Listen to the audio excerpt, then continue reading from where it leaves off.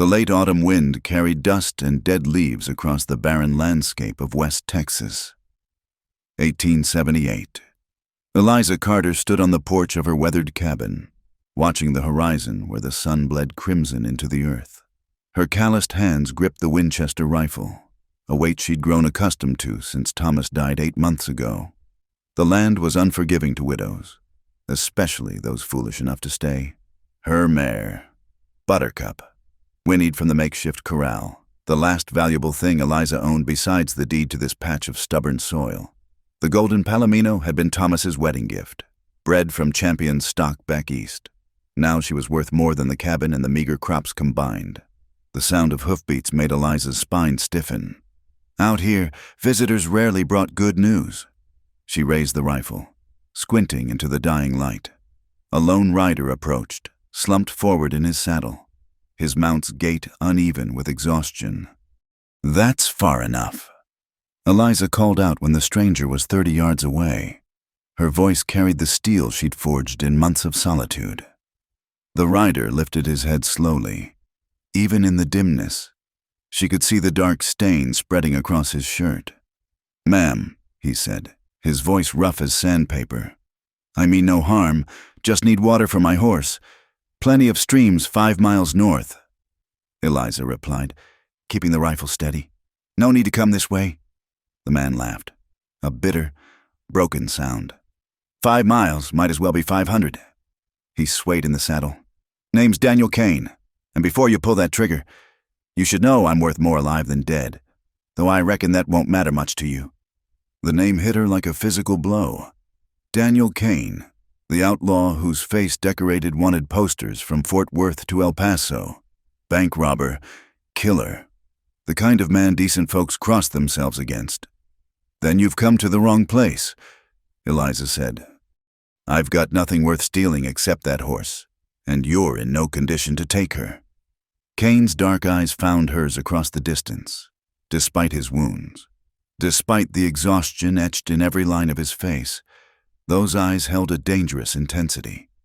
"Don't trust me alone with you, widow. I could take more than you're willing to give." The warning should have frightened her.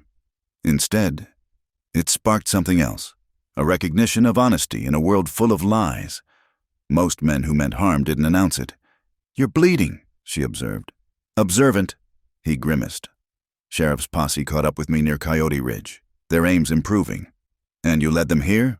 "Lost them at the canyon. They think I went south." He gripped his saddle horn with white knuckles. "Look, Mrs. Carter, Eliza Carter. Mrs. Carter, I'll make you a deal. Let me water my horse and rest an hour. I'll be gone before moonrise. You'll never see me again." Eliza studied him. 34 years of hard living had carved deep lines around his eyes and mouth. His black hair hung lank with sweat and dust. The hand resting on his thigh stayed conspicuously far from the colt on his hip. "You'll bleed out before moonrise," she said. "That's my problem, not yours." A coyote howled in the distance, and Buttercup stamped nervously. Eliza made her decision, though she couldn't say why. Maybe it was the way he'd warned her. Maybe it was the bone-deep loneliness that made even an outlaw's company seem better than another silent night. "Tie your gun belt to the saddle horn and throw it down," she ordered. "Then you can come to the porch, slowly." Kane's eyebrows rose. "You're actually considering helping me?" "I'm considering not having a dead man in my yard. The coyotes are bold enough as it is." He fumbled with his gun belt, movements clumsy with pain. The leather hit the ground with a dull thud. "Satisfied? Get down, carefully." Kane dismounted like an old man, one hand pressed to his side. He took 3 unsteady steps before his knees buckled. Eliza found herself moving before she'd made the conscious decision, catching his arm as he fell. Up close, she could smell gunpowder, horse, and the copper tang of blood. His weight against her was solid, real, the first human contact she'd had in weeks. "Damn fool woman," he muttered. "I warned you." "Yes, you did." She helped him to the porch steps. "Though you're hardly in a position to ravish anyone at the moment. He barked out another laugh, then winced. "Give me an hour and we'll see." Eliza left him propped against the porch post while she tended his horse, a rangy bay with intelligent eyes. The animal was well cared for despite the hard riding. She led both horses to the corral, noting how Buttercup pinned her ears at the stranger. "Smart girl," Eliza murmured. "Don't trust him either." When she returned, Cain had managed to remove his vest. The shirt beneath was soaked with blood from a bullet wound just below his ribs. "Clean through?" she asked. "Think so. Haven't had the pleasure of checking." Eliza fetched water, whiskey, and the medical supplies she'd learned to keep handy. Living this far from town meant doctoring yourself or dying. She'd gotten good at the former. "This'll hurt," she warned, pulling his shirt away from the wound. "Can't be worse than Jesus Christ!" She poured whiskey directly onto the bullet hole, watching him bite down on a curse. The wound was clean, as he'd said, in the flesh of his side, missing anything vital by inches. "Lucky," she said. "That's one word for it." His jaw remained clenched as she worked. "Why are you doing this? Christian charity?" "Bull. Christians don't help killers." Eliza paused in her ministrations. "My husband's dead, shot by men who wanted this land. Were they Christians? They went to church every Sunday." Cain studied her face. "That why you're out here alone? That's none of your concern." She wrapped a clean bandage around his middle, trying to ignore the heat of his skin, the play of muscle beneath her hands. "This'll hold if you don't do anything stupid." Too late for that advice. He caught her wrist as she pulled away. His grip was gentle but firm. "I meant what I said. Don't trust me. I've done things. We've all done things." Eliza extracted her hand. "Rest here. I'll bring food." Inside the cabin, she leaned against the door and tried to slow her racing heart. What was she doing? Helping an outlaw, inviting danger to her doorstep. Thomas would have shot Cain on sight, but Thomas was dead, and she was tired of being afraid, tired of jumping at shadows and sleeping with one eye open, at least with Cain. The danger had a face and a name. She heated beans and cornbread, poured coffee thick as mud. When she returned to the porch, Cain had his eyes closed, but his hand twitched toward where his gun should be when the door opened. "Easy," she said. "Just supper." He ate like a starving man, which he probably was. The wanted posters said he'd been running for 3 weeks since the last bank job went bad. 3 weeks of sleeping rough and looking over his shoulder. "Why didn't you go to Mexico?" Eliza asked. "Unfinished business up north." He sopped up bean juice with cornbread. "Why didn't you go back east? Widow like you must have family. This is my home. This," he gestured at the harsh landscape. "This is just dirt and wind. It's my dirt." She met his gaze steadily. "Thomas and I proved up this claim fair and square. I won't let Hodge or anyone else drive me off." "Hodge. Caleb Hodge. You know him?" Cain's expression darkened. "Every outlaw from here to Denver knows Caleb Hodge. He'd sell his mother for a silver dollar and his soul for 2. He wants my land. Says a woman alone can't hold it." "He's probably right." Eliza's chin lifted. "We'll see about that." The moon rose full and bright, casting silver light across the yard. Cain should have been preparing to leave. Instead, he sat watching her with those dangerous eyes. "I should go," he said finally. "You should." Neither of them moved. "That horse of yours," Cain said. "She's worth a fortune." "I know. I could take her. You couldn't stop me. You could try." He smiled then, the first genuine expression she'd seen from him. It transformed his face, revealing the man he might have been in another life.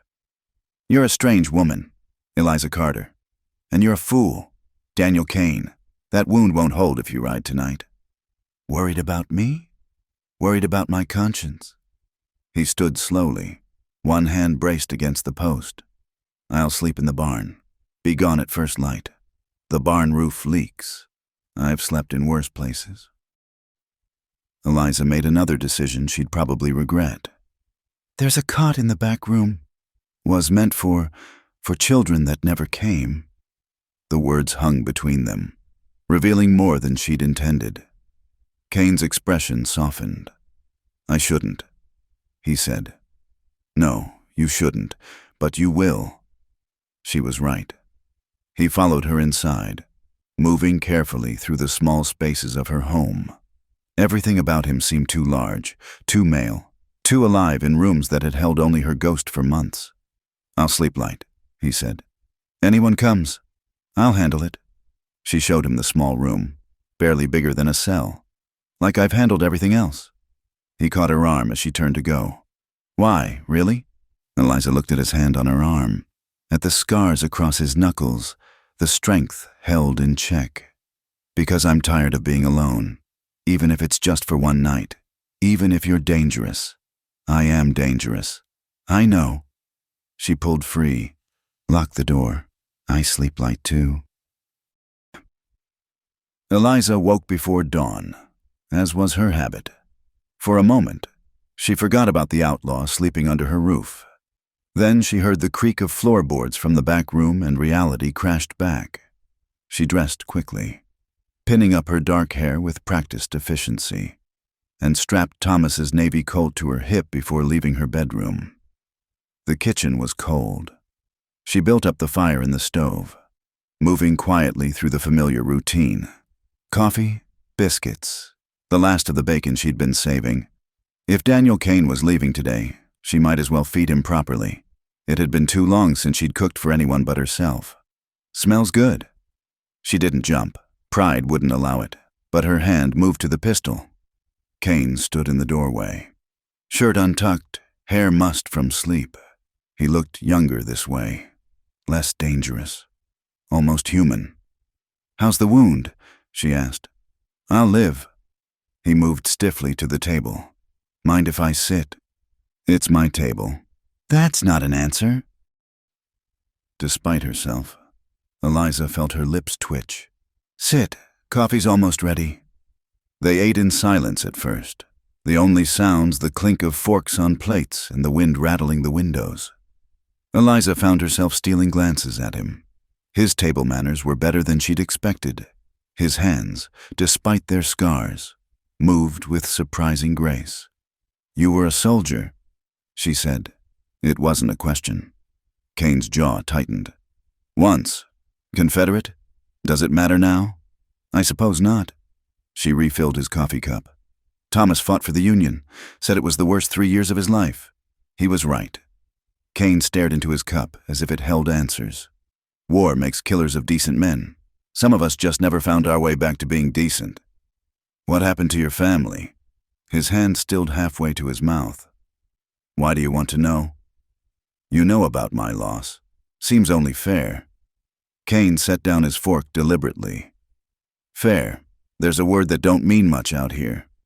He was quiet for a long moment. "Had a wife, Sarah, sweeter than honey and twice as golden. A daughter too, Mary Catherine, 3 years old when I left for the war." Eliza waited, sensing the weight of untold story. "Came home to ashes." He continued. "Quantrill's raiders hit the farm while I was gone. Burned everything. Neighbors said Sarah tried to fight them off." His voice went flat. "They didn't say what happened before they killed her. Didn't need to. I'm sorry. Don't be. Wasn't your doing." He pushed back from the table. "After that, didn't seem to matter much which side of the law I landed on. Dead is dead, legal or not." Eliza understood that kind of arithmetic. After Thomas died, she'd thought about it, loading the wagon, heading back east to her sister in Ohio. But that would mean letting Hodge win. Letting Thomas's death mean nothing. "How long you been riding the Outlaw trail?" she asked. 6 years, give or take. Started with cattle rustling. "Graduated to banks when I found out they paid better." He studied her face. "Shock you? Should it? Most decent women would be reaching for their smelling salts about now. I'm fresh out of smelling salts, and decency's negotiable when you're trying to survive." Kane laughed, that rusty sound again. "Thomas Carter was a lucky man. He's a dead man. Luck's got nothing to do with it." She stood abruptly, began clearing dishes. Kane caught her wrist as she reached for his plate. "Tell me what happened." Nothing to tell. Land dispute. Thomas went to town to file papers at the courthouse. Hodge's men were waiting. Said it was self-defense. Sheriff believed them. She pulled free. End of story. That's not the end. You're still here. Where else would I go? The words came out sharper than intended. Back to Ohio to be my sister's charity case. Find another husband to protect me? I buried Thomas on the hill behind the barn. This land's got his blood in it now. Mine too, if it comes to that. Kane stood slowly, favoring his wounded side. You know Hodge won't stop. Men like him never do. Then I'll stop him. With what? That Winchester and pure stubbornness? It's worked so far. Has it? He moved closer, and Eliza became acutely aware of his height, his presence. You're half-starved, working yourself to death, jumping at shadows. That's not living. That's just dying slow. Better than dying fast. Is it? They stood facing each other across the narrow kitchen, two damaged souls recognizing something of themselves in the other. Eliza felt tears threaten, the first since Thomas's funeral, and blinked them back furiously. You should go, she said. Take supplies, whatever you need. What I need. He stopped himself. Yeah, I should go. But he didn't move. Neither did she. Why'd you really let me in last night? He asked softly. Eliza met his gaze directly. Because when you warned me not to trust you, you sounded like you meant it. First honest thing I've heard from a man in months. And if I hadn't warned you, then you'd have met the business end of that Winchester. You'd have shot me? Without blinking. Kane smiled again, that transformative expression. I believe you would. He moved past her toward the door. I'll saddle up. Be gone within the hour. Eliza watched from the window as he moved around the yard, checking his horse, adjusting tack with the efficiency of a man who'd spent years ready to run. Part of her wanted him gone, the sensible part that valued safety over companionship. But another part, the part that had been slowly dying since Thomas's death, wanted him to stay. When he led his bay from the corral, she stepped onto the porch. The morning sun caught the silver in his hair, made him squint. There's a line shack about 10 miles north, she said, if you need to lay low for a while. Trying to get rid of me. Trying to keep you alive. That wound needs time to heal properly. Worried about my welfare now? Worried about buzzards circling my property. He swung into the saddle with only a slight grimace. Take care of yourself, Eliza Carter, and watch out for Hodge. He's got... The sound of hoofbeats cut him off. Multiple riders, coming fast from the east. Kane's hand went to his gun, then remembered it was still tied to the saddle horn where he'd dropped it the night before. Inside, he ordered. Now! But Eliza was already moving, grabbing the Winchester from beside the door. She recognized the lead rider's Palomino Mustang, the silver conchos on his saddle. Speak of the devil, she muttered. Caleb Hodge rode into her yard like he owned it, which he clearly believed he soon would. 4 men flanked him, hired guns with cold eyes and well-used weapons. Hodge himself was a soft man trying to look hard, his belly straining against an embroidered vest, his hat too new, his boots too shiny. Mrs. Carter. He touched his hat brim mockingly. Heard you had company last night. What I do on my property is none of your concern, Mr. Hodge. Everything in this valley concerns me. His pale eyes shifted to Kane. Well, Daniel Kane, there's a $1,000 bounty on your head. Friend. We're not friends, Kane said quietly. No, I suppose not. Hodge smiled, an expression that didn't reach his eyes. Tell me, Mrs. Carter, you know you're harboring a wanted man? That's a hanging offense in some parts. He was leaving, Eliza said. Was he now? Looked mighty comfortable to me. Hodge leaned forward in his saddle. Here's what's going to happen, Mr. Kane's going to come with us.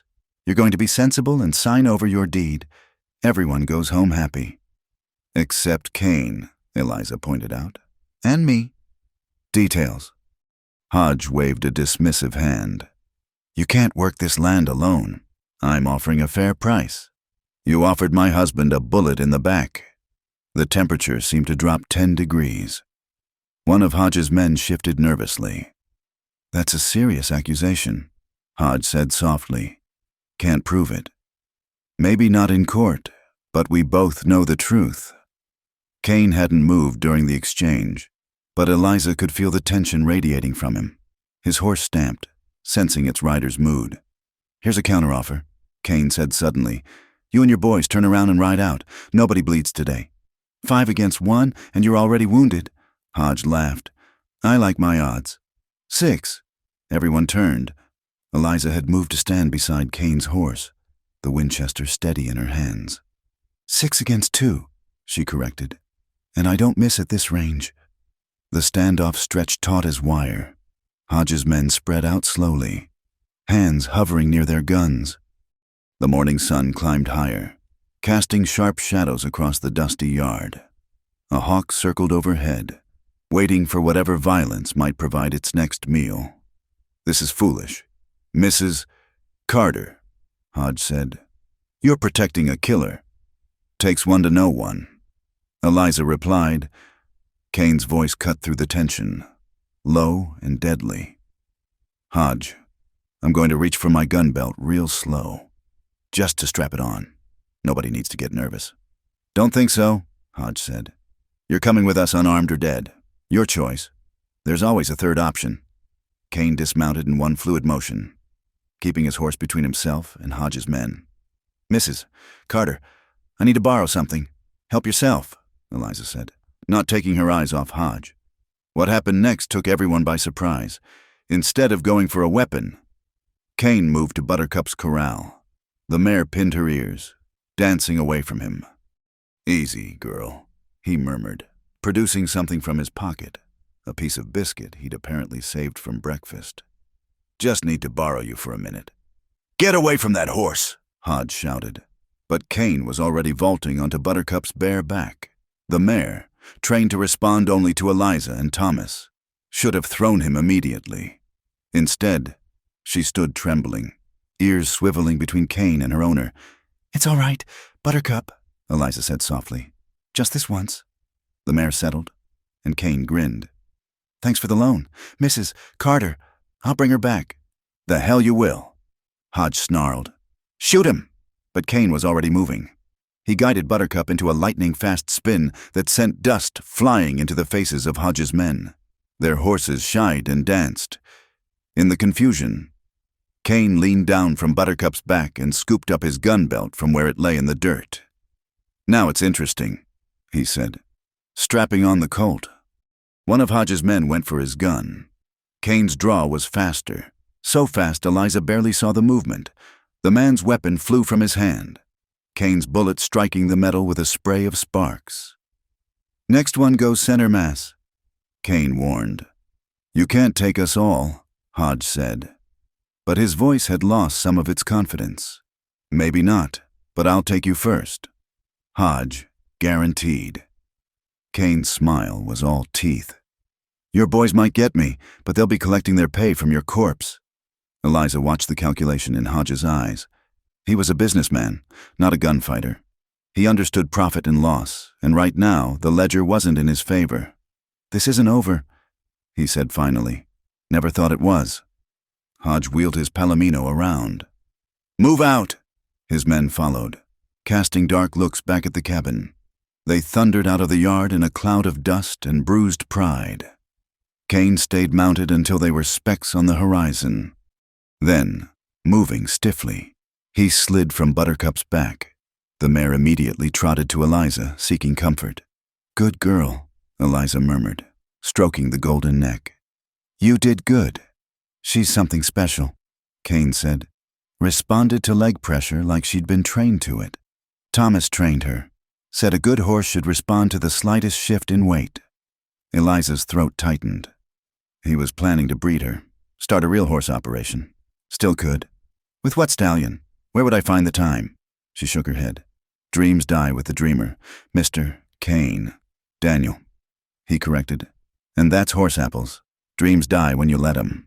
The adrenaline was fading, leaving Eliza shaky. She just faced down Caleb Hodge and his hired guns, stood with an outlaw against the most powerful man in the county. You should sit, Kane said, noticing her tremor. Come on, He guided her to the porch steps, his hand warm on her elbow. Eliza found herself leaning into his strength. Just for a moment.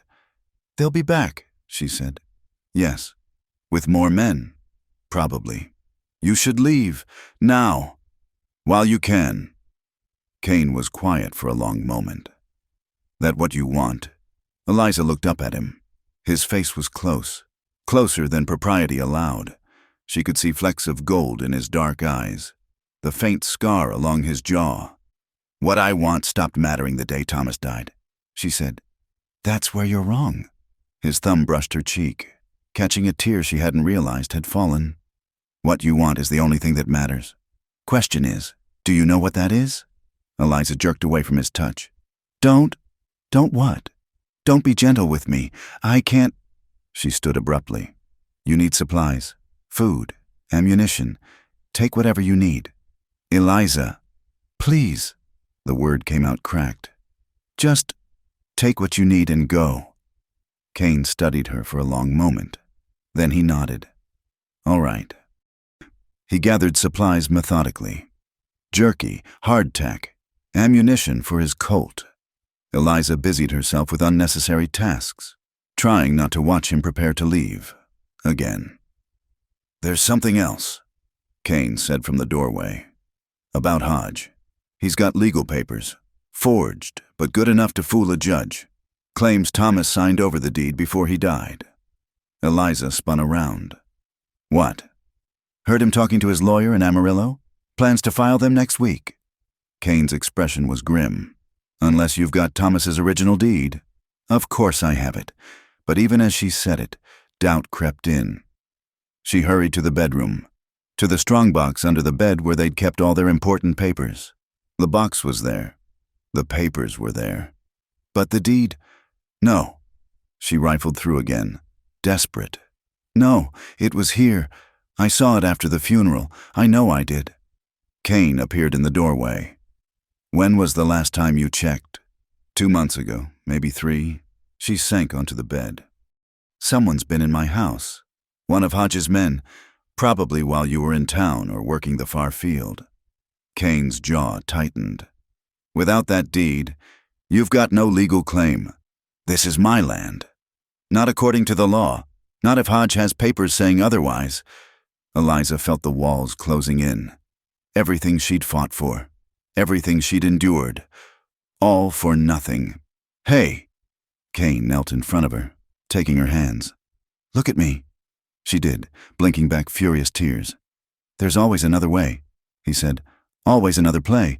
You just have to find it. Easy for you to say. You can ride away any time." "Yeah, I can." His thumb stroked over her knuckles. "So why haven't I?" The question hung between them. Eliza found herself studying his face, the weathered lines, the stubble, the intensity in his eyes. When was the last time someone had looked at her like she mattered? "Because you're a fool," she whispered. "Probably." He rose, pulling her to her feet. "Come on." "Show me where Thomas kept his business papers. All of them." They spent the next hour searching. Kane was methodical, checking places Eliza hadn't thought of. Inside book covers, under drawer linings, behind picture frames. He found $3 silver Thomas had hidden, a love letter Eliza had written during their courtship. She snatched that away, blushing, but no deed. "Wait." Kane paused at Thomas's desk. "This drawer's shorter than it should be." He felt along the bottom, found a catch. A hidden compartment opened, revealing a leather portfolio. "Thomas never showed me that." Eliza breathed. Inside were papers, bank drafts, a will Eliza didn't know existed, and correspondence.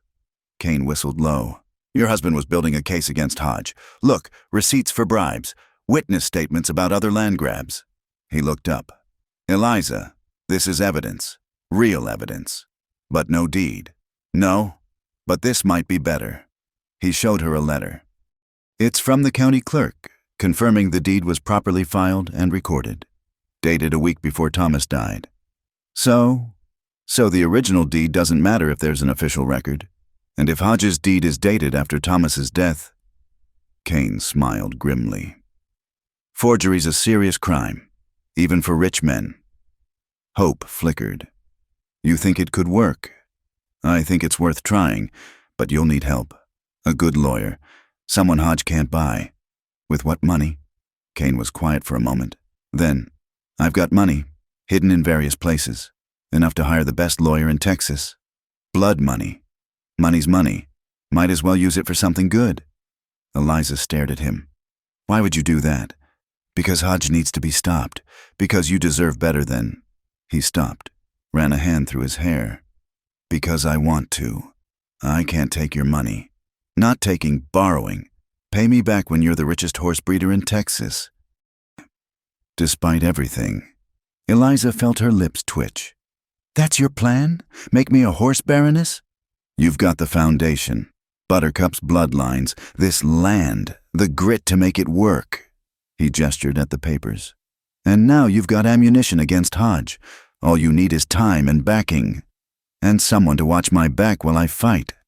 Their eyes met. The air between them crackled with possibility and danger. I'm not a good man, Eliza, Kane said quietly. I've done things that would make you hate me if you knew. I can't offer you anything but trouble. I'm not asking for anything. Aren't you? The challenge in his voice made her chin lift. What I'm asking is for you to make a choice. Stay or go, but choose. The dust storm hit 3 days later, turning the sky the color of dried blood. Eliza had seen it building on the horizon since morning, a wall of brown death rolling across the plains. She'd lived through enough of them to know the signs. Get the horses in, she shouted to Kane, who was repairing a section of fence. He'd stayed, though neither of them had spoken about what that meant. They worked in urgent silence, driving Buttercup and Kane's bay into the barn, securing shutters, filling every available container with water. The wind was already picking up, sending tumbleweeds careening across the yard like demented spirits. Inside, Kane ordered as the first wall of dust reached them. They stumbled through the door just as the world disappeared. The house groaned under the assault, windows rattling in their frames.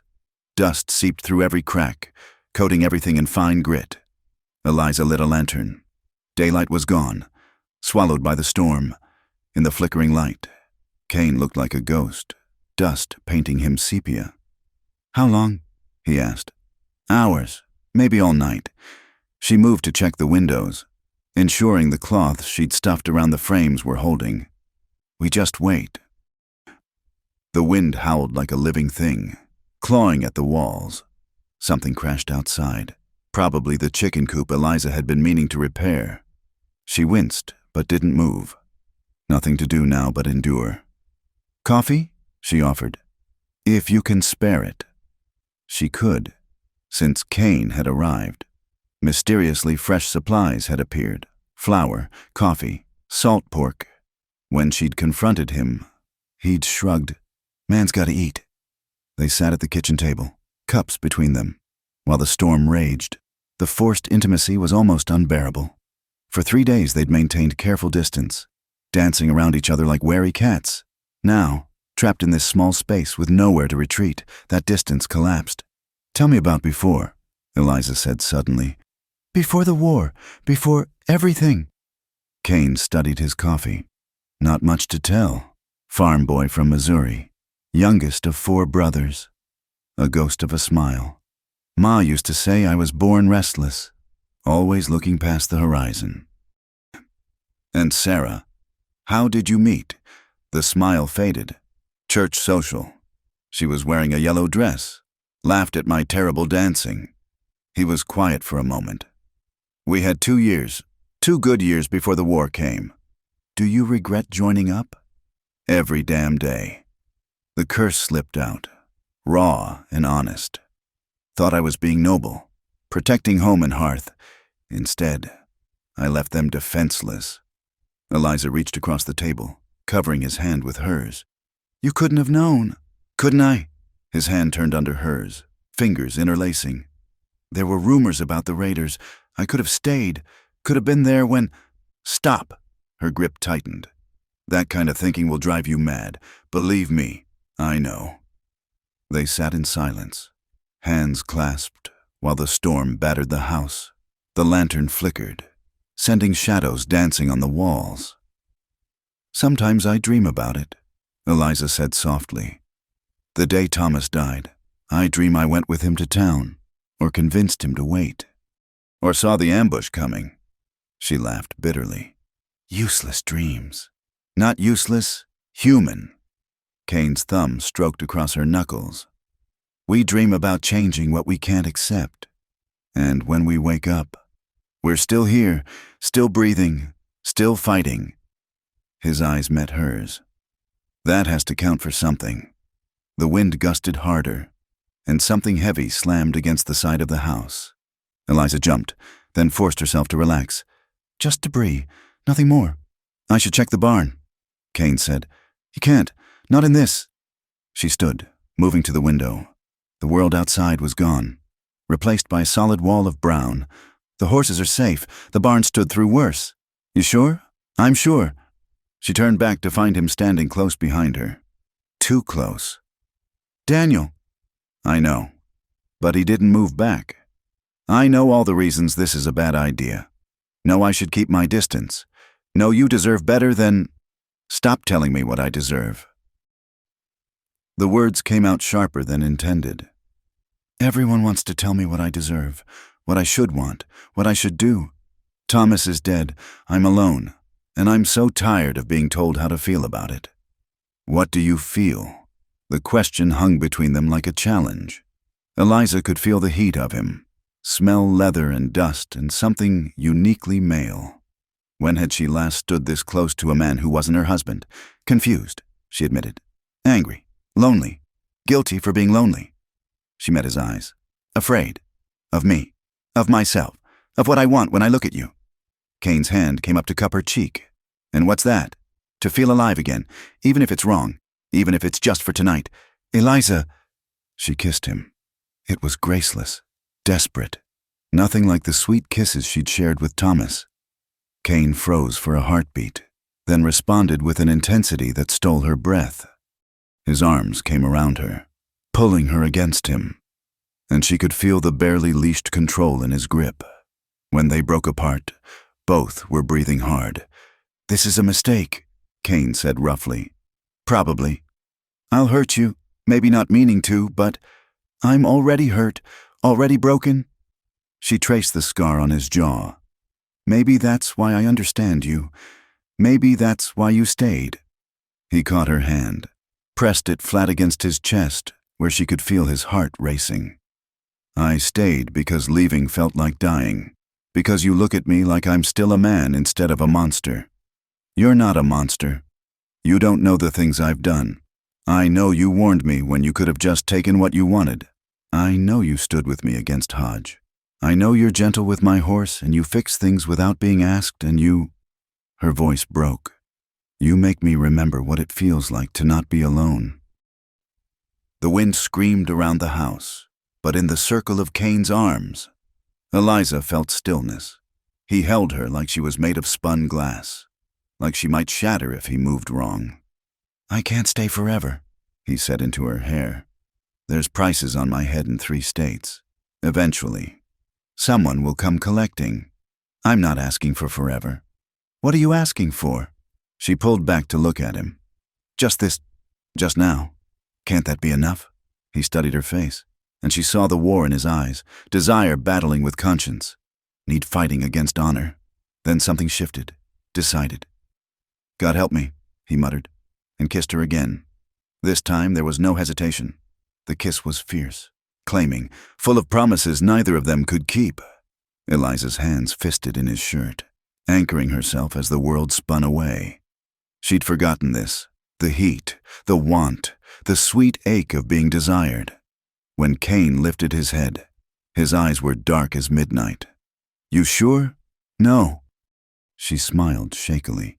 "But I'm tired of being sure, tired of being safe, tired of..." The front door exploded inward. Kane moved faster than thought, shoving Eliza behind him as he drew his Colt. But it was only the wind, the storm finally overwhelming the lock. Dust and debris swirled into the room like dancing demons. "Together," Kane said, and they fought the door closed. throwing their combined weight against it while he wrestled the bolt back into place. They stood panting, covered in fresh dust, hearts racing from more than exertion. Then, impossibly, Eliza started laughing. "What?" Kane demanded. "Look at us." She gestured at their dust-caked forms. "Like ghosts already?" He looked down at himself, then at her, and his mouth twitched. Not the most romantic moment. Romance is for people with clean consciences and time to spare. She moved away, suddenly self-conscious. "I'll heat water. We both need washing." They took turns with the basin, maintaining careful distance again. The moment had passed, broken by the storm's violence, but something had changed between them. Some barrier crossed that couldn't be rebuilt. As Eliza cleaned the dust from her hair, she watched Kane re-brace the door. His movements were economical, competent. A man used to making do, to fortifying positions. A survivor. Like her. "Thank you," she said. "For what?" "For staying. She gestured helplessly. "For making me feel human again." He turned from the door, and his expression made her heart skip. "Eliza Carter, you're the most human person I've ever met. Don't let anyone, including me, tell you different." The storm raged on, but inside the small house, something else was building, fragile as hope, dangerous as desire, and just as impossible to stop. The morning after the dust storm revealed a changed landscape. Fence posts stood at odd angles. The chicken coop lay in pieces, and red dirt coated everything like dried blood. Eliza and Kane worked in companionable silence, clearing debris and assessing damage. "Could have been worse," Kane said, hefting a broken board. "Always can be worse." Eliza shaded her eyes, looking toward the horizon. "That's what worries me." As if summoned by her words, riders appeared, dark specks growing larger against the morning sky. Kane's hand dropped to his gun. "Too many for Hodge's usual crew," he observed. Eliza counted. 10 riders. They didn't have long to prepare. Kane positioned himself behind the water trough, checking his ammunition. Eliza took cover behind the porch rail, Winchester ready. But as the riders drew closer, Eliza recognized the lead horse, a spotted Appaloosa she'd seen in town. "That's Jim Wheeler," she said, confused. "He owns the spread northwest of here." Wheeler was a decent man, one of the few who'd tipped his hat to her after Thomas died. What was he doing riding with such a large group? The riders pulled up just outside comfortable shooting range. Wheeler raised his hand in greeting. "Mrs. Carter, mind if we approach? State your business first. Mr. Wheeler." "Fair enough." He shifted in his saddle. "Word's gotten around about your trouble with Hodge. Some of us figured it was time to choose sides." Eliza glanced at Kane, who gave a slight nod. "Come ahead, slowly." The riders approached, and Eliza recognized more faces. Tom Martinez from the Double M, Swedish Pete from town, even old Samuel Briggs who ran the feed store. Men who'd kept their distance since Thomas died, but men who'd never liked Hodge's methods. "Ma'am," Wheeler touched his hat. "We heard what happened 3 days back. Hodge threatening a widow, trying to steal legal property." He spat tobacco juice. "Ain't right." "Since when do any of you care what's right?" The bitterness in her voice surprised even Eliza. Wheeler had the grace to look ashamed. "You're not wrong to doubt us. We should have stepped up when your husband was killed. Should have asked harder questions." He met her eyes. "But we're here now." "Why?" Kane stepped into view, hand still near his gun. The men tensed at the sight of him. "That's Daniel Kane," someone whispered. "I know who he is," Wheeler said calmly. "Man who stood between a widow and a land grabber, far as I'm concerned. I'm an outlaw," Kane said flatly. "Wanted in 3 states. Maybe so, but Hodge is our problem, here and now." Wheeler looked around at his companions. "We've all lost something to that man. Land, cattle, money. Tom here lost his brother. Supposed hunting accident after he refused to sell water rights." Martinez nodded grimly. "Bullet in the back, real accidental like. We've been scattered, picked off one by one." Wheeler continued. "But if we stand together?" "Hodge has hired guns," Eliza pointed out. Professional killers. We've got guns too. And something more. We've got roots here. This is our home. Wheeler leaned forward. What we don't got is proof of Hodge's crimes. Word is, you might. Eliza thought of the papers hidden in Thomas's desk. Evidence of bribes, intimidation, forged documents. Maybe. Then we've got a proposition. We back your claim, help protect your property. In return, you help us bring Hodge down legal-like. And if the law won't listen, Wheeler's smile was sharp, then we handle it Western style. Swedish Pete spoke up, his accent thick with emotion. My daughter. She works in Hodge's house. Serving girl. She hears things. He pulled out a folded paper. Guest list for big meeting tomorrow night. Hodge bringing in investors from back east. Railroad men. Kane whistled low. That's what this is about. The railroad's coming through. And Hodge wants to own every acre along the road, Wheeler confirmed. Your land sits right on the surveyed path, Mrs. Carter. Worth 10 times what he's offering. Eliza felt pieces clicking into place. Thomas's murder, the increased pressure, Hodge's urgency, all for the railroad.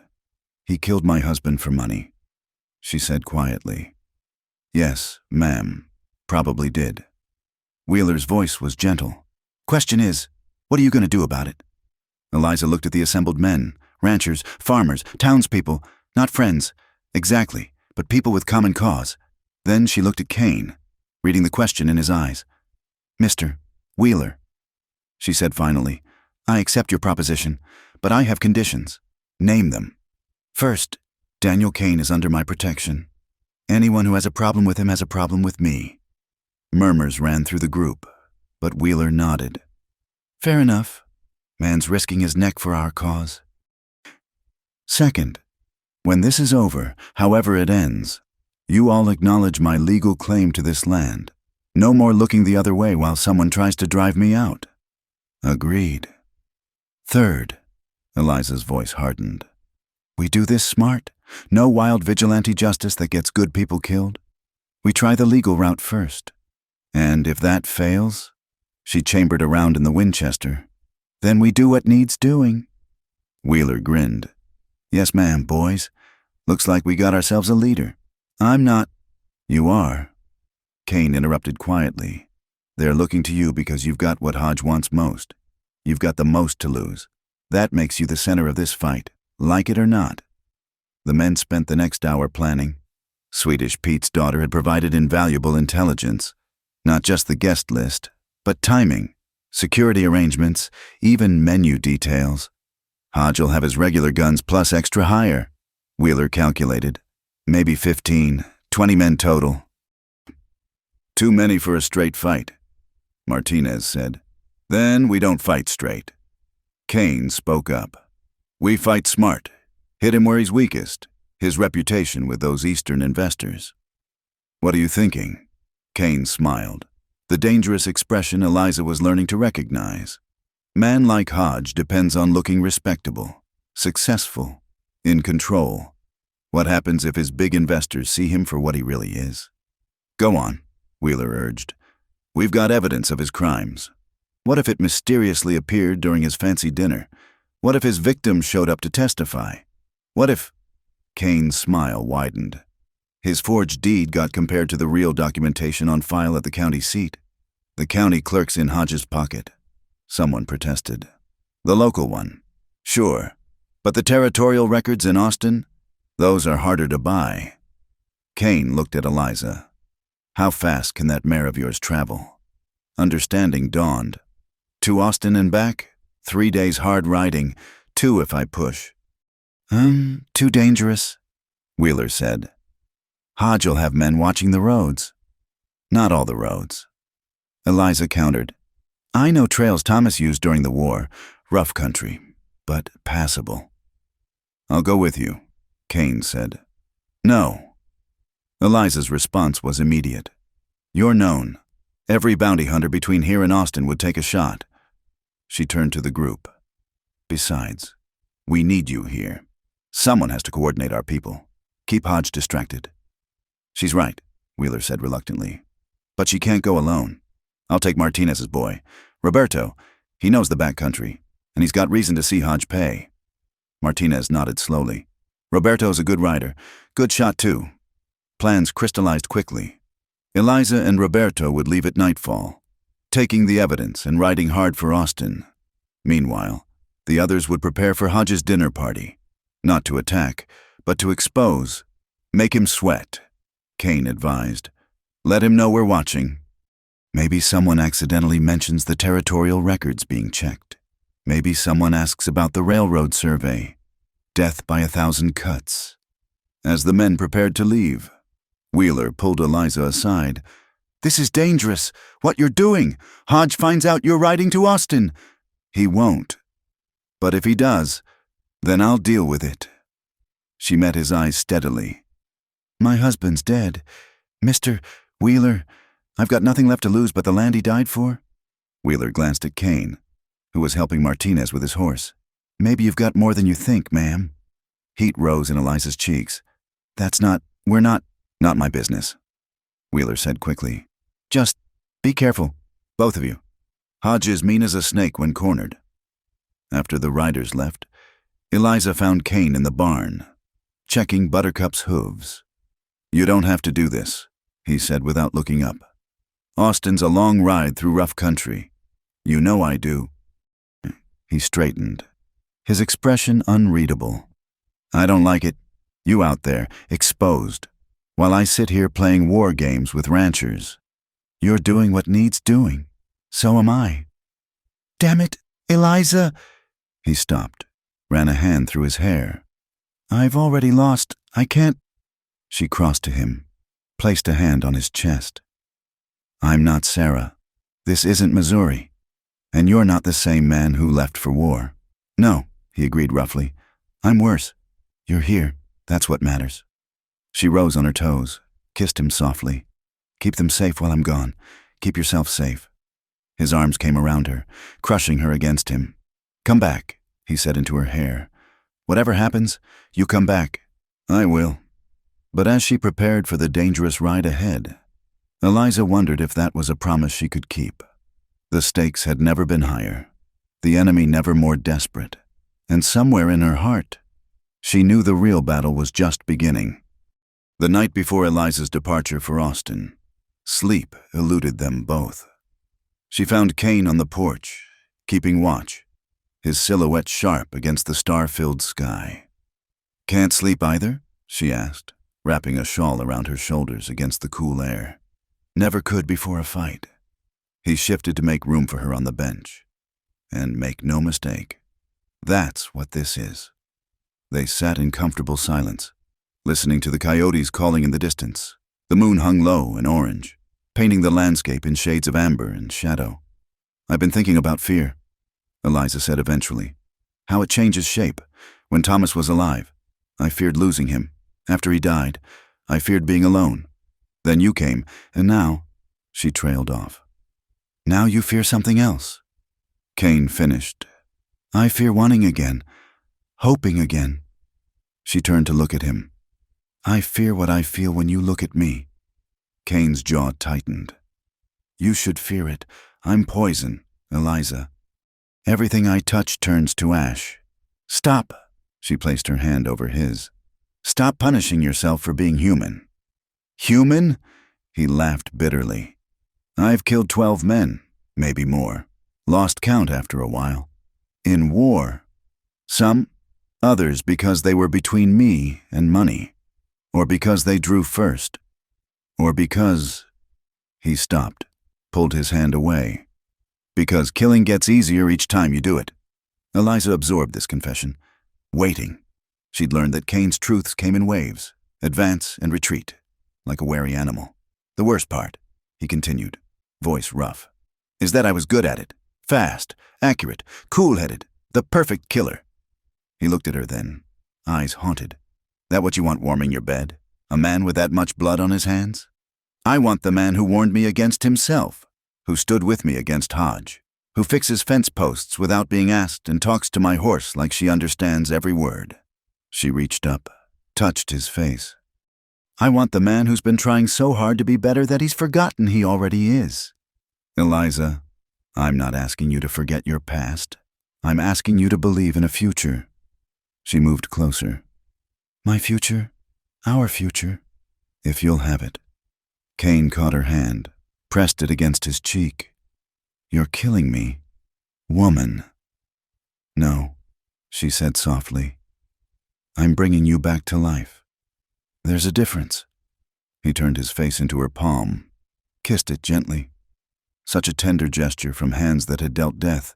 The contradiction of him, violence and gentleness, hardness and need, made her heart ache. I don't know how to love anymore, he admitted. Sarah took that part of me when she died. Then we'll learn together, because I don't know either. Thomas was safety, comfort, predictability. This, she gestured between them. This is something else. Something that scares me as much as it thrills me. What if I fail you? What if the violence catches up and you get caught in the crossfire? What if the sun doesn't rise tomorrow? What if the creek runs dry? What if... She stopped, frustrated. We can't live on what-ifs. Daniel, I tried that. It's not living. He studied her face in the moonlight. When did you get so wise? When I buried my husband and realized wisdom couldn't bring him back. She stood, held out her hand. Come inside. Eliza. Not for that. Just come inside. Sit with me. Let me pretend, just for tonight, that we're normal people with normal lives and normal choices. He took her hand, let her lead him into the warmth of the cabin. They sat by the dying fire, not touching, but close enough to feel each other's heat. The clock on the mantel ticked away the hours until dawn, until departure, until uncertainty. Tell me about the future, Kane said suddenly. The one you see, with the horses. Eliza smiled. A dozen mares like Buttercup? Maybe 24, a proper stable, not just a converted barn, pastures that stretched to the horizon, all legal and proper and mine. Her voice grew dreamy. Foals in spring, training young horses to trust, to partner with their riders. Maybe a racing track for the fast ones. And in this dream, where am I? She turned to him. Where do you want to be? That's the problem. I want to be there, helping you build it, teaching the young ones to respond to leg pressure like Buttercup, protecting what's yours, what's ours. His voice dropped. But wanting and deserving are different things. Then stop thinking about deserving. Think about choosing. She shifted closer. Choose to stay. Choose to try. Choose to believe that the future can be different from the past. And if Hodge wins, if the law doesn't care about your evidence, then we make our own justice, together. She met his eyes. I'm not naive. Daniel, I know what might be necessary. I've already killed to defend what's mine. This surprised him. When? 2 months after Thomas died. Drifter tried to break in, thought a widow would be easy prey. She kept her voice steady. I put 2 bullets in him, buried him out past the creek. So don't tell me I don't understand violence. Don't tell me I don't know what survival costs. Kane stared at her with something like awe. You're stronger than you know. I'm exactly as strong as I've had to be. No more, no less. She yawned suddenly, exhaustion catching up. I should try to sleep. Dawn comes early. Sleep here, he said impulsively. In the chair. I'll keep watch. You need rest too. I'll rest when you're safe in Austin. He grabbed a blanket from the chest, draped it over her. Sleep, Eliza. Let me guard your dreams. At least. She curled into the chair, watching him through heavy lids as he returned to his vigil by the window. Daniel? When I come back, and I will come back, we're going to stop dancing around this, whatever this is between us. We're going to face it head on. Is that a threat or a promise? Both. She smiled sleepily. I learned from the best. As sleep finally claimed her, Eliza heard him chuckle, a sound that was becoming less rusty, more natural. Maybe that was what love was, she thought drowsily. Not grand gestures or perfect moments, but the slow work of softening each other's sharp edges, of making space for gentleness in a harsh world. Kane watched her sleep, memorizing the way firelight played across her features. In a few hours, she'd ride into danger for the slim chance of justice. She'd risk everything on the hope that law still meant something, that truth could triumph over money and power. He'd stopped believing in such things years ago, but watching her, brave, stubborn, magnificent Eliza, he found himself wanting to believe again. Not in justice or law or redemption, but in her, in the future she painted with such vivid strokes. The clock chimed 3. Soon, Roberto Martinez would arrive. They'd saddle Buttercup in a spare mount, pack the evidence that could damn Hodge or get Eliza killed, and then she'd ride away, leaving him to wait and worry and pretend he hadn't already given her the heart he swore died with Sarah. "I choose to try," he whispered to the darkness, to her sleeping form, to the ghosts that haunted him. "God help me, I choose to try." Dawn broke gray and uncertain, bringing with it the moment of parting. As Eliza mounted Buttercup, Kane caught her stirrup. "Remember, if anything feels wrong, I'll turn back," she finished. "You've said it a dozen times, and I'll say it a dozen more if it keeps you safe." He squeezed her boot. "Eliza, tell me when I get back," she said softly. "Give us both something to live for." Then she was gone, Roberto at her side, racing toward Austin and hope. Kane stood in the dusty yard, watching until they disappeared into the heat shimmer. "You better come back," he said to the empty horizon. "You hear me, Eliza Carter? You better come back." Because he'd just realized something that terrified him more than any bullet, any noose, any past sin. He wanted to live. Not just survive, but live. And that kind of wanting, that kind of hope, was the most dangerous thing of all. The attack came at dusk on the 3rd day, just as Kane had feared it would. Eliza had been gone 72 hours, enough time for Hodge to realize something was wrong, to send scouts asking questions, to piece together where she might have gone.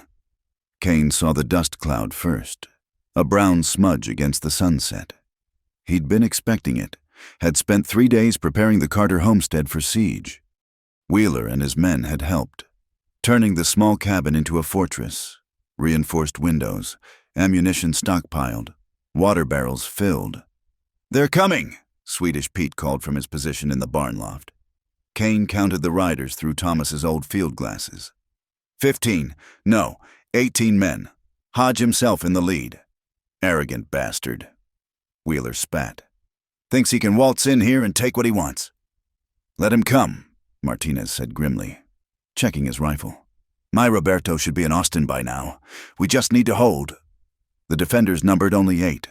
Kane, Wheeler, Martinez, Swedish Pete, and 4 other local men who'd finally found their courage. Not enough for a prolonged fight, but enough to make Hodge pay dearly. "Remember," Kane said, "we don't have to win. We just have to survive until Eliza gets back with proof. Make every shot count." Hodge's men spread out in a wide semicircle, taking positions behind whatever cover they could find. The man himself stayed back, protected by his hired guns. "Daniel Kane," Hodge's voice carried across the yard. "I know you're in there. Got a proposition for you." "I'm listening," Kane called back. "Simple trade. You come out. I let the others go. Even give them safe passage out of the county. All I want is the woman's land and you. Generous offer. Here's mine. You and your boys turn around and ride out. Nobody bleeds today." Hodge laughed. "You're outnumbered 2-1, Kane, and that's assuming those farmers know which end of a gun to point. Only one way to find out." The first shot came from Hodge's side, a probing shot that sparked off the stone chimney. Kane didn't respond. Waiting. Let them waste ammunition. Reveal their positions. "Steady," he murmured to the defenders. "Wait for clean shots." More gunfire erupted. Hodge's men growing bolder. Windows shattered. Splinters flew from wooden walls. Still Kane held fire. Then one of the attackers made a mistake, breaking cover to get a better angle. Martinez dropped him with a single shot. "One down," the ranchers said with grim satisfaction. All hell broke loose. The evening air filled with gun smoke and the crack of rifles. Kane moved between windows. picking targets with deadly precision. His Colt barked twice. 2 more of Hodge's men fell. But they were taking damage too. Swedish Pete cried out, clutching a bloody shoulder. One of the other defenders took a bullet through the thigh. "They're trying to flank us!" Wheeler shouted. Kane saw it, 3 men circling wide, heading for the barn's blind side. If they got established there, they could pick off anyone trying to reach the wounded. "Cover me," Kane said, and before anyone could protest, he was moving. He went through the back door low and fast, using the chicken coop's remains for cover. The flankers hadn't seen him yet, focused on reaching the barn. Kane steadied his pistol, breathed out slowly, and fired 3 times. 2 men dropped. The third spun, bringing his rifle around. But Kane was already moving. He rolled behind the water trough as bullets chewed up the ground where he'd been. "Kane's pinned down!" someone shouted from the house. More gunfire erupted. Kane pressed himself against the trough, feeling bullets slam into the thick wood. He had 2 shots left, no way to reload without exposing himself. Then he heard it. Hoofbeats, fast and hard, coming from the east. His heart sank. Reinforcements for Hodge? They couldn't hold against more men, but the rider who crested the hill wasn't one of Hodge's men. It was Eliza, riding Buttercup like the demons of hell were after her. Roberto was nowhere to be seen. "No," Kane breathed. She was supposed to be safe in Austin, not riding into a gunfight. Eliza didn't slow down. She charged straight at Hodge's line, and Kane saw something in her hand, papers, waving like a flag. "Caleb Hodge," she shouted. "By order of the Territorial Marshal, you're under arrest for forgery, murder, and conspiracy." The gunfire stuttered to a stop, everyone too shocked to continue. Hodge turned in his saddle, face purpling with rage. "You little—" He raised his pistol toward Eliza. Kane didn't think. He broke cover, running straight at Hodge, his last 2 bullets already leaving the barrel. One caught Hodge in the shoulder, spinning him. The second hit his horse, sending the animal rearing. Hodge tumbled to the ground, his shot going wild. His men, seeing their leader fall, hesitated, and that hesitation was fatal. The defenders poured fire into their positions. "Federal marshals are right behind me," Eliza shouted, "still riding hard. Anyone still here when they arrive will hang." That broke them. Hodge's hired guns scattered like quail, spurring their horses in every direction. Within minutes, the only ones left were the dead and Hodge himself, clutching his bleeding shoulder. Kane reached Eliza as she slid from Buttercup's back. He caught her, held her tight, not caring who saw. "You magnificent, reckless fool." He breathed into her hair. "You were supposed to wait for the marshals. They were 12 hours behind. Roberto's leading them here, but I couldn't wait. Not when I knew—" She pulled back, touching his face. "Are you hurt?" "No, but Eliza—" "I got it," she interrupted, holding up the papers. "The real deed, legally certified.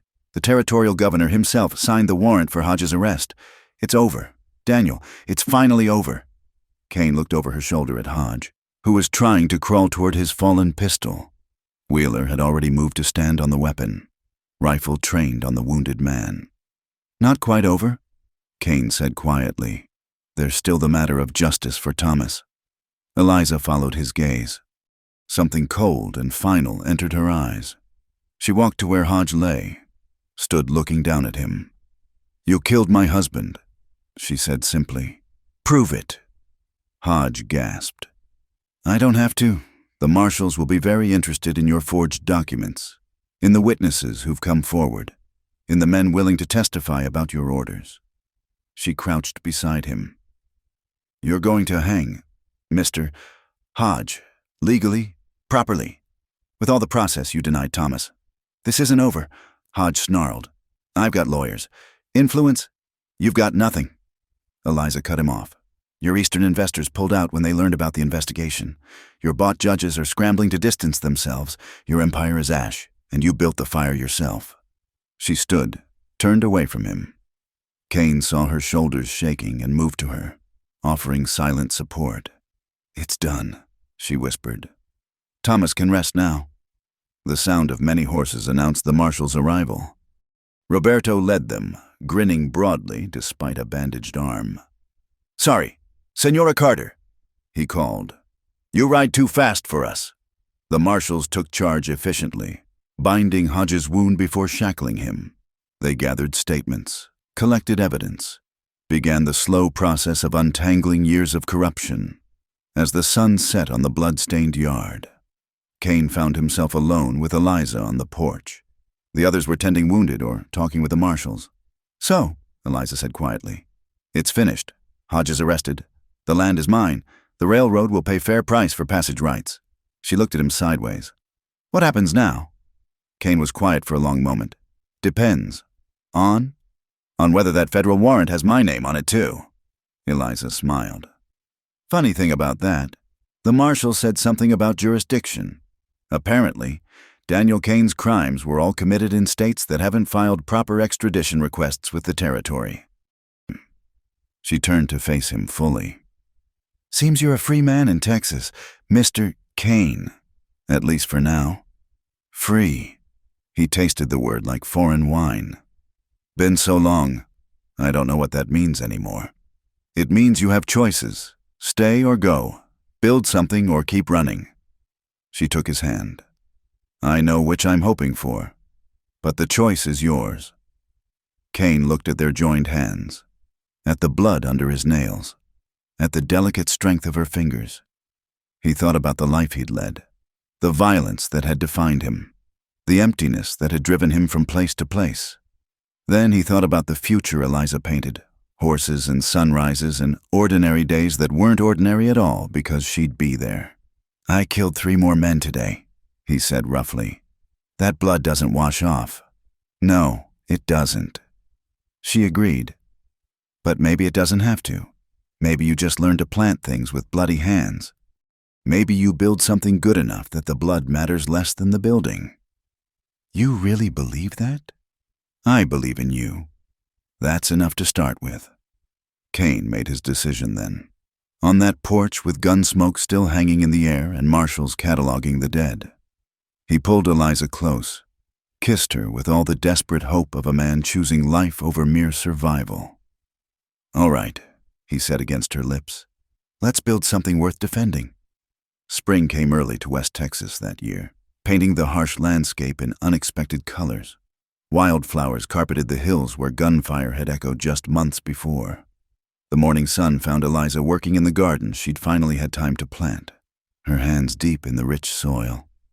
"You're up early," Kane said from the porch, coffee cup in hand. "Seeds don't plant themselves." She sat back on her heels, wiping sweat from her brow. "Besides, the railroad surveyors are coming today. Want everything looking proper." Kane smiled at that. 3 months since Hodges' arrest, and Eliza still felt the need to prove she belonged here, as if anyone could doubt it now. Seeing how the land responded to her care. "They're not coming to judge your housekeeping," he reminded her, "just to finalize the easement agreement." "I know." She stood, brushing dirt from her skirts. "But Thomas always said first impressions matter, even if it's the 3rd meeting." Kane's expression softened at the mention of Thomas. Eliza spoke of her late husband easily now, without the sharp edge of grief. The pain had gentled into something bearable, a scar rather than an open wound. "He was right," Kane said. "Smart man. He was." Eliza climbed the porch steps, accepting the fresh cup of coffee Kane offered. "He would have liked you, I think, eventually. After he shot me a few times. Maybe." She laughed. God, how he loved that sound. "Maybe you are rather shootable when you're being stubborn." They stood together, watching Buttercup graze in the near pasture. The mare was heavy with foal, bred to Wheeler's stallion in a partnership that benefited everyone. It was the first step toward the horse operation Eliza had dreamed of. "Any regrets?" Eliza asked suddenly. Kane knew what she meant. The quiet life didn't suit every man, especially one who'd lived by the gun for so long. There were nights he woke reaching for his Colt, mornings when the peaceful routine felt like a shirt that didn't quite fit. No, he said finally. No regrets. You? Only one. She set down her cup, turned to face him. We've been dancing around this for months, Daniel, living in the same house, working the same land, but still pretending we're just… What? Partners? Friends? Eliza. No, let me finish. She took his hands. Rough meeting rough. I know you think you're protecting me. From your past, from judgment, from whatever ghosts you're still fighting. But I'm tired of protection. I want partnership. Real partnership. Kane studied her face, seeing determination mixed with vulnerability. The town talks already. The widow and the outlaw. You sure you want to make it worse? Let them talk. They talked when Thomas was alive too. Said I was too young for him. Too Eastern. Too stubborn. She stepped closer. I've never made choices based on other people's tongues. This is different. I'm the man who stayed, the man who bled for my land, the man who spent 3 months proving that violence doesn't define him. Her voice dropped. The man I love. If he'd stop being noble long enough to hear it. The words hung between them like a challenge. Kane felt something break loose in his chest. Some last wall he'd built around the possibility of happiness. Eliza Carter, he said roughly, you are the most stubborn, reckless, magnificent woman I've ever known. Is that a yes? Instead of answering, he kissed her. Not the desperate kisses of crisis or the careful touches of the past months, but something deeper, a claiming and a surrender both. When they broke apart, Eliza was smiling. About time, Mr. Kane, Mrs. Carter. He pulled her close, rested his chin on her head. You sure you want to saddle yourself with a broken-down outlaw?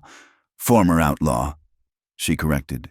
Current rancher, future horse breeder, man of many talents, including a talent for trouble. Good thing I'm equipped to handle trouble. Then, the sound of approaching riders interrupted whatever Kane might have said. The railroad surveyors. Right on time. Eliza smoothed her hair, brushed the last of the garden dirt from her clothes. Do I look presentable? She asked. You look like a woman who owns her land free and clear, Kane said. Like a woman who survived everything the frontier could throw at her. Like a woman who's going to build an empire on this dusty ground. We're going to build it, she corrected. Together. The surveyors were city men, soft and nervous around Kane's presence. But they were also fair, offering a price for the easement that would fund Eliza's horse operation for years to come. As they walked the proposed route, discussing grades and bridges, Kane saw Eliza transform into the businesswoman she was meant to be. Your wife drives a hard bargain, one surveyor muttered to Kane. Kane didn't correct the assumption.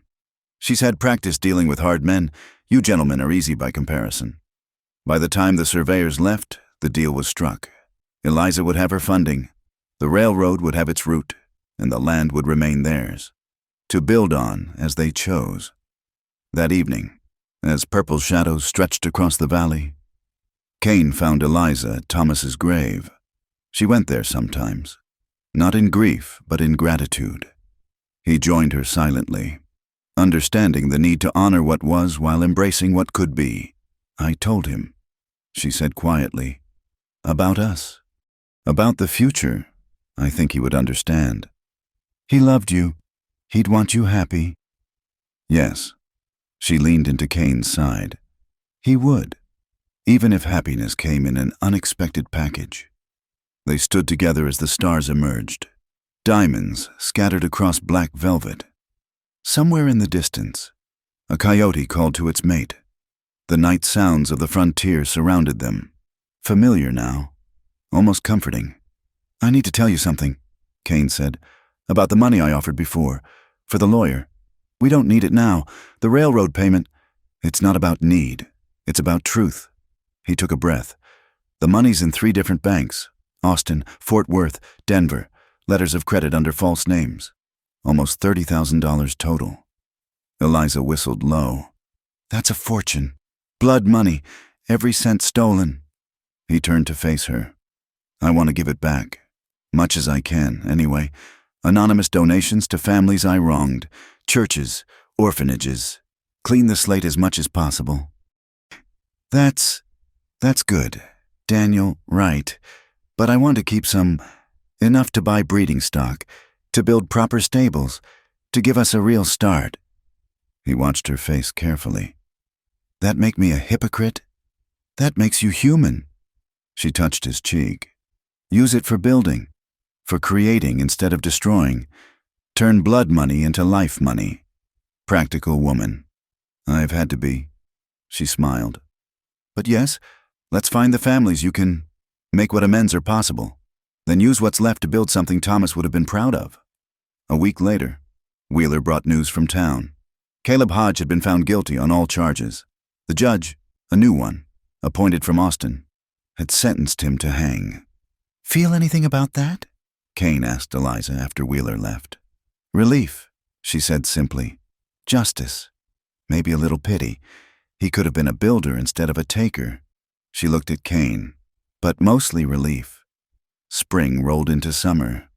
The foal came, a perfect filly with Buttercup's golden coat and her sire's proud head. Eliza named her Hope, and if that was sentimental, Kane didn't comment.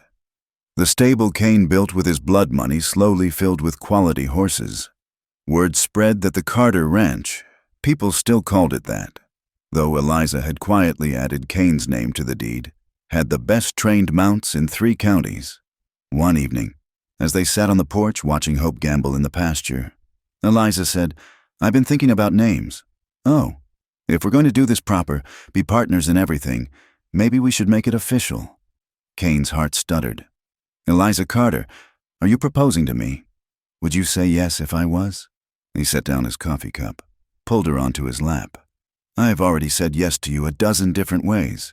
But if you need the words, I need the words. Then yes, yes to partnership, yes to building, yes to whatever future we can carve out of this unforgiving land. He kissed her softly. Yes to you, Eliza. Always yes to you. They were married a month later, in the same church where Eliza had buried Thomas. If some found that improper, they kept it to themselves.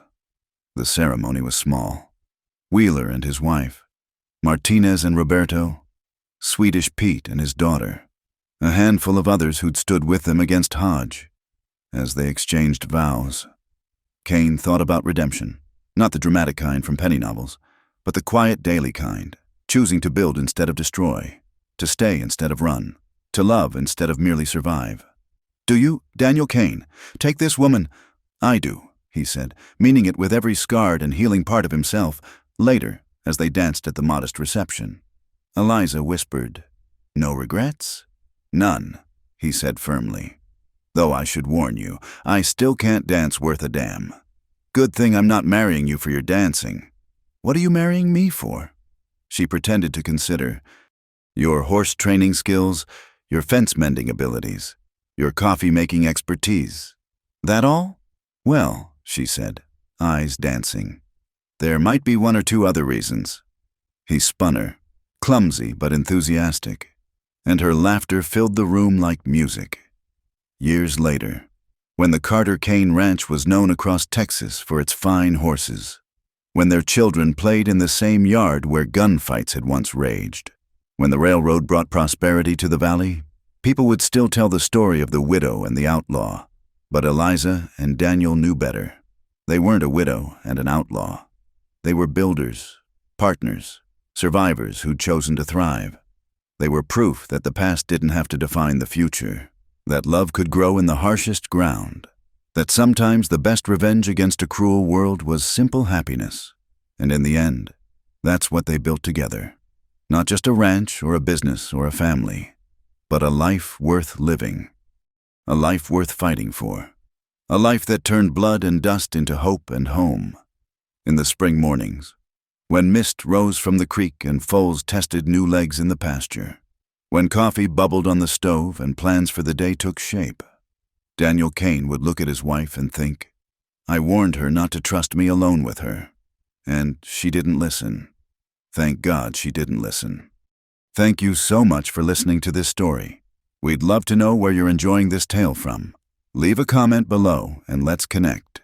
Don't forget to subscribe to the From Wild West channel and share your thoughts about Eliza and Daniel's journey. What did you think of their story? We can't wait to hear from you.